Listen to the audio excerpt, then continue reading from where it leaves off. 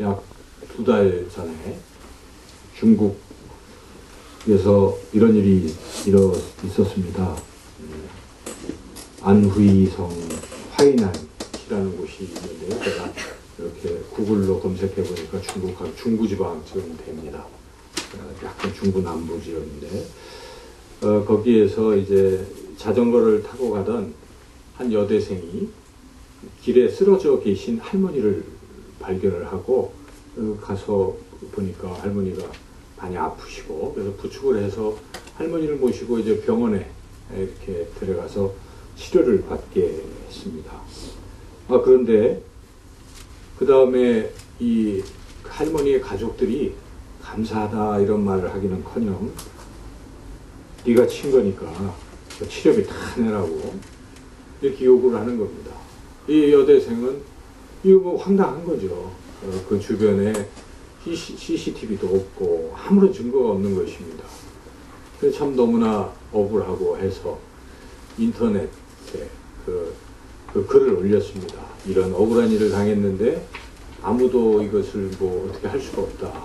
혹시 목격자가 있다면 좀 나타나서 좀 이 문제를 해결해 달라. 이렇게 글을 올렸는데 약 이틀 뒤에 어떤 분이 내가 그때 그 장면을 목격을 했고 마침 사진도 찍어뒀다. 뭐 이렇게 얘기를 하면서 그 증거가 나타나서 그 일이 이제 해결이 됐다고 합니다. 참 억울한 것이죠. 이렇게 사랑을, 은혜를 베풀었는데 도리어 이제 이런 억울한 일을 당할 수도 있다는 것이죠. 또 같은 중국에서 작년 2월에 일어난 일인데요. 이번에는 중국 쓰촨성의 다저우시에서 일어난 일입니다. 중국 참 넓더라고요. 제가 구글로 보니까 우리가 아는 베이징, 밑에 상해 요 정도가 아니라 그 안에 내륙으로 보면 무지하게 큰 나라인데, 또 거기에 또 쓰촨성 다저우시라는 곳에 있는데, 그러니까 별의별 사람들이 다 있는 거죠, 중국은. 거기에 그 쉬원젠이라는 이 젊은 사람이 살고 있는데, 그 쉬원젠 이분이 15살 때 아주 어려워서 쓰레기 같은데 남은 음식들을 이렇게 모아가지고 그것을 돼지에게 갖다 주고 이렇게 근근히 살아가는 아주 어려운 그런 소년이었습니다. 그런데 그 모습을 지켜보던 60세의 왕지라는 할머니가 불쌍해서 이렇게 가게로 데려가서 물만둣국을 이렇게 사 먹였습니다. 근데 이 시원젠이라는 소녀는 그게 너무 고마웠던 겁니다. 그래서 그 뒤로도 이 할머니를 찾아가서 인사드리고 감사를 표현하고 이제 그랬던 것입니다. 그 물만두 한 그릇에 그 은혜를 깊이 감사했던 것이죠. 그러다가 그렇게 찾아가고 그랬는데 언젠가 이 할머니가 남편도 잃고 아들도 잃고 졸지에 그래서 양로원에 들어가게 된 것입니다. 그래서 이 쉬씨가 자기 아내와 함께 상의를 해서 이 왕할머니를 우리가 모시자. 이래가지고 10수년 동안 그냥 모신 겁니다. 그 할머니를. 그리고 돌아가신 이런 훈훈한 소식이 또 있었습니다. 그래서 이분은 물만둣국 한 그릇에 이렇게 끝까지 그 은혜를 갚았다 하는 것이죠. 같은 중국에 많은 종류의 사람들이 살고 있지만 참 이렇게 대별되는 이야기가 있다는 것입니다. 세상에는 그런 것 같아요. 은혜를 원수로 갚는 사람들도 있고 은혜를 은혜로 갚는 그런 사람들도 있다 하는 것입니다. 오늘 우리가 읽었던 이 본문에는 예수님의 그 은혜를 받았음에 그 은혜를 은혜로 보답하는 이런 사람이 있는가 하면 그 은혜를 저버리고 배은망덕하게 예수님을 배신하는 그런 사람도 있다. 이 두 종류의 사람을 아주 대조적으로 요한은 기록하고 있습니다. 우리가 읽었던 그대로이죠. 우리 예수님께서 지난 말씀에 나사로를 살리셨습니다. 죽은 나사로를 살려주셨는데 그 나사로 가족은 얼마나 기뻤겠습니까? 그래서 막 이제 초상을 치르려고 모였던 가족들이 초상이 아니라 이제 잔치가 벌어진 것이죠. 초상집이 잔치집으로 바뀐 것입니다. 그럼 우리가 예수님을 만나면 인생이 바뀌지 않습니까? 초상집 같았던 우리 집이 잔치집처럼 기쁘게 되는 것이 우리가 예수님 믿는 사람들의 그런 삶인데, 이분들이 이 나사로 가족이 너무나 기뻤습니다. 얼마나 기뻤겠습니까? 그런데 마침 그때 예수님께, 그 뒤에 예수님께서 그 베단이, 자기네들이 살고 있는 베단이라는 마을로 이렇게 오신 거예요.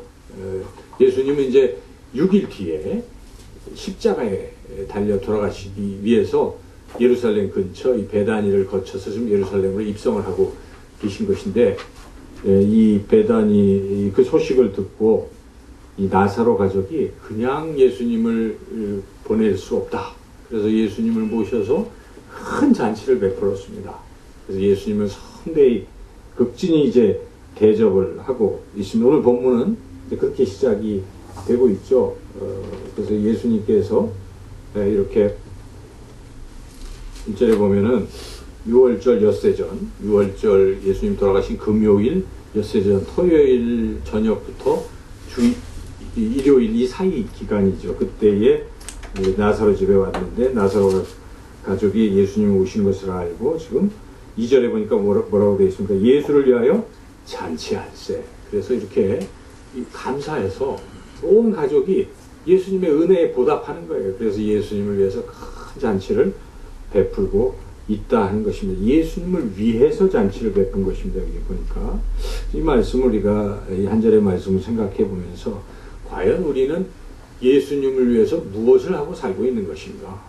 우리 찬양을 드렸지만 예수님께서 골고다 십자가의 길로 우리의 죄를 대속해 주셨습니다. 그리고 예수님은 다시 또 재림하셔서 우리를 사랑한다, 안아주신다 하는 것입니다. 이처럼 예수님은 사랑의 그런 놀라우신 분인데 우리가 날마다 예수님의 사랑을 받고 살고 있는데 과연 우리는 예수님을 위해서 무엇을 하고 살고 있는지, 오늘 우리가 이 본문 말씀을 들으면서 나는 과연 내 인생에서 예수님을 위해서 무엇을 하고 살고 있는지를 우리가 깊이 한번 생각해 보는 그런 시간이 되기를 소망합니다.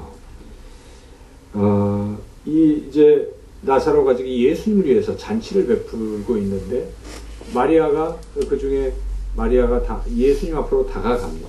그리고 우리가 읽었던 대로 예수님 그 발에 향유 옥합을 깨뜨려서 향유를 붓는 것입니다. 지금이야 뭐 향수라는 게 비싸지가 않잖아요. 얼마 안 주면 살 수 있는 향수 그런 것이지만 또 그 향수에다가 또 기름까지 된 이 향유는 당시의 여성들이 굉장히 갖고 싶어하는, 지금으로 말하면 화장품의 최고급 뭡니까? 그런 화장품이 있겠죠. 뭐 그런 것이고 귀한 것이에요. 그리고 사람이 죽을 때 몸에 시신에 썩은 냄새가 나니까 거기에다 바르는 그런 것인데 당시에는 이 향유가 굉장히 비쌌습니다. 그래서 이 향유는 한 병 하나의 가격이 오늘 이 표현해 보면 가룟 유다가 얼마라고 계산하고 있습니까? 300데나리온이라고 이야기합니다. 300데나리온이라는 것은 한 데나리온은 노동자의 하루 품삯이라고 친다면 오늘날 뭐 5만 원만 받는다고 그래도 한 1,500만 원.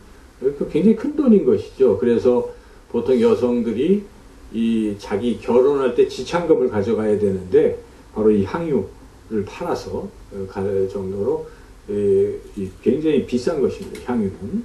그래서 이런 향유를 가지고 있었는데 예수님이 또 오셨을 때 이 마리아가 이 가장 자기가 소중히 여기는 향유 옥갑을 깨뜨려서 그것을 예수님의 발에 부어 드렸다는 것입니다.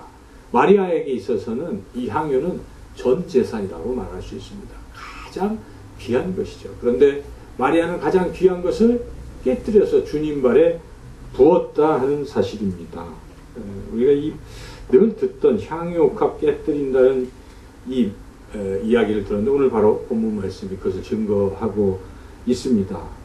우리는 과연 마리아처럼 향유옥합을 깨뜨릴 수 있는가? 여러분이 가지고 있는 것들 중에 가장 소중한 것이 무엇입니까? 돈이 가장 소중하십니까? 시간이 나는 더 소중하다. 나는 가족이 더 소중하다. 뭐 등등 내가 가지고 있는 어떤 취미나 뭐 이게 가장 소중하다. 사람마다 그런 여러 가지 다양한 소중하게 여기는 것들이 있겠죠.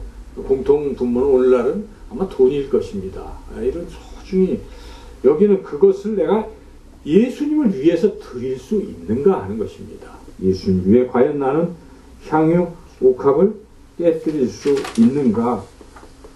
여러분, 마리아처럼 가장 귀한 것 그것이 무엇일지라도 예수님께 예수님의 발에 부어드리는 여러분들이 되시기를 축원합니다. 마리아는 이렇게 가장 귀한 것을 예수님께 드렸어요. 그리고 또 무엇을 했습니까? 마리아는 예수님의 그 발에 향유를 부은 후에 자기의 머리털로 그 예수님의 발을 씻어드렸다 하는 것입니다. 이 행위를 우리가 잘 생각해 보면 이 행위는 예수님을 굉장히 높이고 있는 행위라는 것입니다. 당시에는 머리털로 이 발을 씻고 하는 행위는 노예가 주인에게 하는 행위입니다. 주인이 밖에서 돌아오면 발을 씻잖아요. 그때 노예가 그렇게 자기 머리털로 이렇게 해가지고 닦아드리는 것이죠. 그런데 지금 마리아가 그렇게 하고 있는 것입니다. 마리아가 그렇게 하는 것은 지금 예수님을 어떻게 생각한다는 것입니까? 예수님을 주인으로 생각하고 자기는 종으로 생각한다는 것입니다. 우리는 종이라는 말이 조금 좋게 들리지만 노예라고 한다면 조금 더 실감이 날 것입니다. 노예입니다. 노예처럼 자신을 노예로 여기고 예수님을 이렇게 주님으로 지금 모시고 있다 하는 것이죠. 여러분들이 이 신앙생활을 하면서 예수님과 나와의 관계를 어떻게 설정하고 살아가시는지요?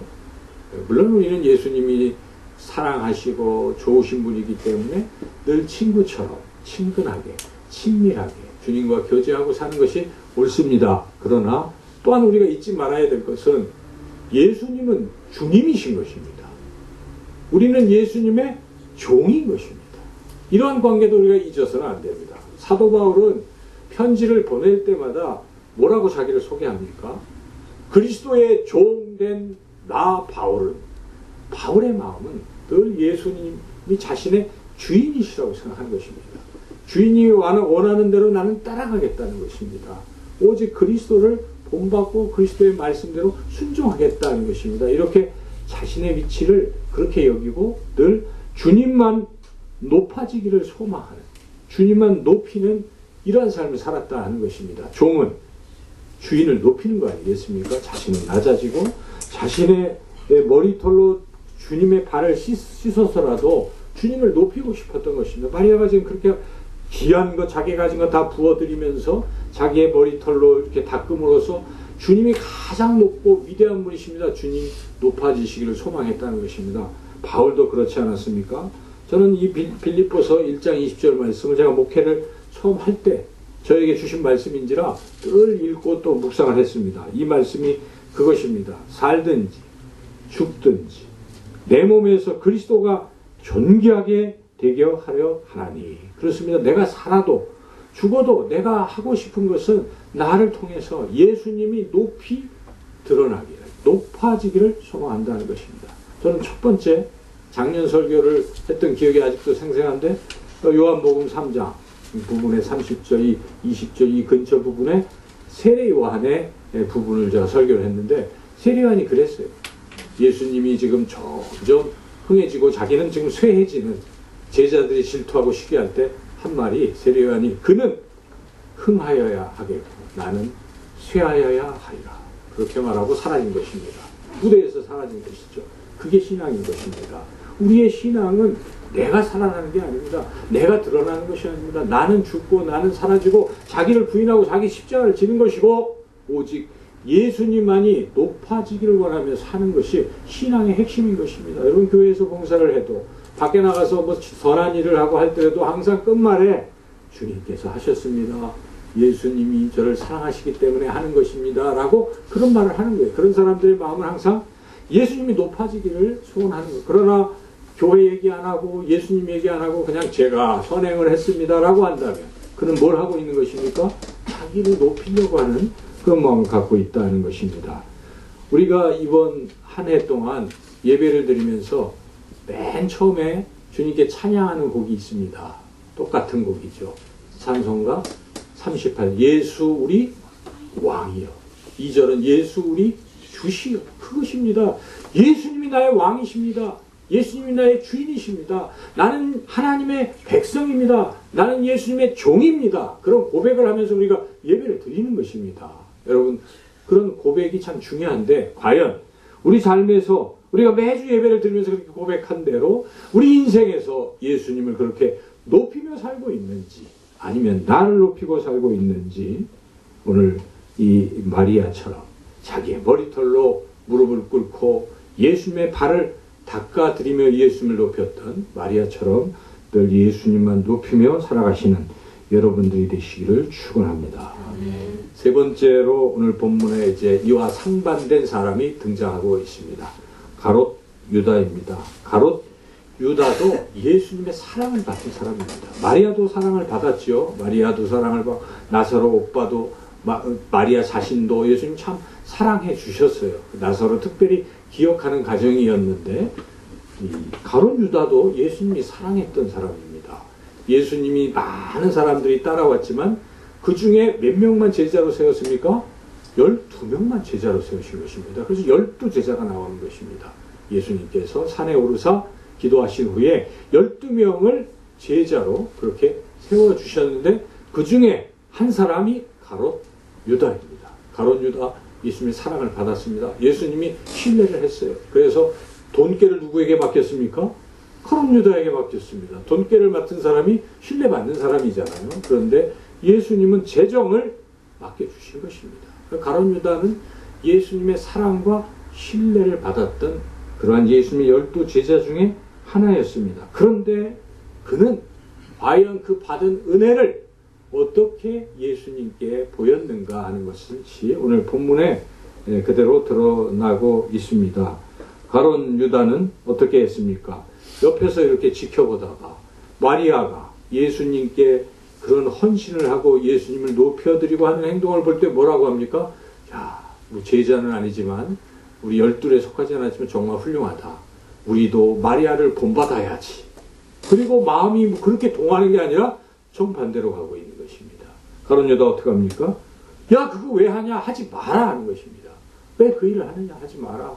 그 예수님한테 뭐하러 그런 걸 비싼 걸 그 다 아깝게 하느냐? 그 정도면 300데나리온이면 가난한 사람들한테 얼마든지 나눠줄 수 있는 그런 값진 돈인데 왜 그런 일을 하느냐 하고 그렇게 가롯 유다가 나선 것이죠. 그리고 그 가롯 유다는 실제로는 그런 게 아니었던 것이죠. 그래서 이 가롯 유다가 이와 같이 예수님의 은혜를 받고도 예수님의 은혜를 저버리고 나중에는 끝내는 어떻게 합니까? 가롯 유다는 예수님을 은 30에 파는 배신자가 되고 말죠. 왜 그렇게 됐습니까? 가롯 유다가 왜 그랬을까요? 여러분, 가롯 유다가 왜 그런 인생을 걸었습니까? 다른 게 아닙니다. 욕심 때문이라는 것입니다.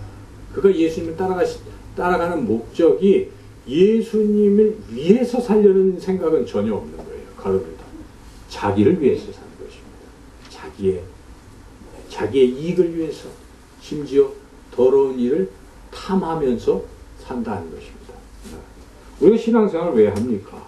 교회 신앙생활을 왜 합니까? 교회에 와서 자기를 위해서 교회를 온다고 생각하는 것부터 잘못된 것입니다. 그래서 뭐든지 자기의 이익과 관계되는 것만 따지고 이익이 안 되면 뭐 어떻게 하고 이런 신앙생활의 모습은 자칫 그것이 자꾸 반복되면 가롯 유다와 같은 그런 신앙의 삶을 살게 될 수도 있다 하는 우리가 그런 경고를 들어야 한다 하는 것입니다. 가롯 유다는 어찌 보면 그럴듯해 보입니다. 명분도 그럴듯해 보여요. 가난한 사람을 사랑하라고 예수님 말씀하셨어요. 그래서 맞아요. 가난한 사람들에게 나누는 것 옳습니다. 근데 그것은 명분일 뿐이라는 것입니다. 실제로 이 가롯 유다의 속은 무엇입니까? 그것을 예수님이 직접 말씀하시지는 않으셨지만 요한은 그걸 그대로 밝히고 있다는 것이죠. 그의 검은 속을 밝히고 있는데 요한이 설명을 하죠. 6절 한번 이렇게 읽어볼까요? 이렇게 말하면 가난한 자들을 생각함이 아니요 그는 도둑이라 문께를 막고 거기 넣는 것을 훔쳐 가니라라. 그러니까 이 사람은 그런 것이다 하고 요한이 설명해 주고 있어요. 예수님 말씀하신 거 아니죠. 그런데 요한이 설명해 주고 있습니다. 요한은 같은 제자 아니에요. 안 거예요. 요한도. 그가 슬쩍슬쩍 하는 것을 다 본 것입니다. 그래서 그가 그런 자였다라고 밝히고 있는 것입니다. 그러니까 끝없는 욕심, 탐욕, 이것은 결국 이러한 불행한, 예수님이 그 가룟 유다를 뭐라고 평가하십니까? 너는 차라리 나지 않았으면 좋았을 것이다 하고 안타까워하는 것입니다. 이게 신앙이 아니잖아요. 그래서 그럴듯하게 겉으로 포장된 것은 크리스찬이에요. 문의는 크리스찬이에요. 근데 그 속은 항상 무엇을 생각하고 있습니까? 내가 어찌하든지 주님을 높여야지 하는 마음이 아니라 어찌하든지 내가 뭘 이익을 얻어야지 늘 그렇게 생각하면 이렇게 가룟 유다와 같은 비참한 최후를 맞게 된다는 것을 오늘 본문을 통해서 분명하게 깨달아야 합니다. 이러한 두 그룹에 대해서, 두 사람에 대해서 예수님은 무엇이라고 평가합니까? 그 평가가 마지막 7절, 8절에 나오고 있습니다. 예수께서 이르시되, 우선 마리아에 대해서 평하는 것입니다. 마리아에 대해서는 매우 예수님이 긍정적으로 평을 하고 계시죠. 7절을 읽어보겠습니다.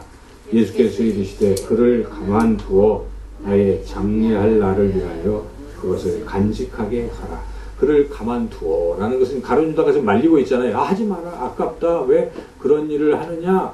왜 주님을 사랑하느냐? 왜 주님을 위해서 헌신하느냐? 그만해라. 너무 심하다. 정도가 심하다. 대충 하는 거지. 신앙생활 대충 하는 것이지 뭘 교회를 위해서 그렇게 애를 쓰느냐. 그거 똑같은 얘기입니다. 오늘날도 우리가 신앙생활을 하는데 가정에서 불신 남편이나 또 불신 가족이 아니 무슨 예수님을 그렇게 유별나게 믿어요? 그렇게 믿어? 그만해. 적당히 해야지. 뭐 지나치면 광신자야. 광부. 이렇게 얘기할 수도 있지 않겠습니까? 여러분 그럴 때 그 말을 들으면 안 되는 것이. 예수님 뭐라고 말씀하십니까? 그를 그대로 두어라. 가만 두어라. 그대로 하게 해라. 이것은 그가 하는 일이 잘한 일이라 하는 것입니다. 또 교회 내에서도 그럴 수 있어요. 어떤 분들이 정말 주님을 위해서, 교회를 위해서 뭐 헌신합니다. 근데 옆에 있는 사람들이 적당히 해. 그만해. 어떤 분이 교회를 위해서 그냥 자기 생활도 어렵고 힘든데 과부의 두 랩돈처럼 주님을 위해서 뭔가 헌물을 드리는 행위를 옆에서 보고 있다가 아니 그게 뭐야 그만해. 그만해. 그럴 수도 있어요. 이게 똑같은 얘기입니다. 가룟 유다와 다를 바가 없어요. 주님을 위해서 헌신하는 것은 그분의 신앙인 것입니다. 정말 주님이 기뻐하시는 어떤 모습일지라도 우리가 타치할 문제가 아닌 것이죠. 만약에 타치한다면 가룟 유다인 것입니다. 남의 신앙을 이래라 저래라 하는 게 중요한 게 내가 과연 예수님을 얼마나 사랑하느냐가 중요한 것입니다. 우리가 그런 마음을 가져야 된다고 예수님이 그를 가만두라고 말씀하시는 그만해라 이렇게 우리가 이 음성을 듣고 이제 우리 신앙에서는 내가 과연 주님을 얼마나 더 사랑할 것인가 여기에 초점을 맞추시기를 축원합니다.